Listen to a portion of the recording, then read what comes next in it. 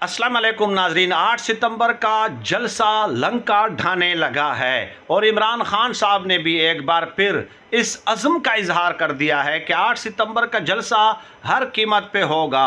अगर उसमें रुकावटें खड़ी की जाती हैं कि जैसे कि कंटेनर्स की कतार दर कतार लगा दी जाती है, तो उसके बाद केपी हुकूमत को कहा गया है, अली अमीन गंडापुर को, कि आप उन कंटेनर्स को हटाने की मशीनरी साथ लाएंगे। जो भी रुकावट वो खड़ी करें, आपने उस रुकावट को अबूर करने के लिए उसका मुतबादिल इंतज़ाम करना है। लेकिन अगर मैं भी कहूँ कि ये 8 सितंबर का जलसा मुलतवी कर दें या मुअख्खर कर दें, तो तब भी नहीं करना है। तो गोया 8 सितंबर के जलसे के हवाले से कप्तान गज़बनाक हो गए हैं और कहा जाता है कि इमरान खान साहब ने पिछली बार उनकी रिक्वेस्ट एक्सेप्ट की थी, इस बार ये जलसा करने देंगे।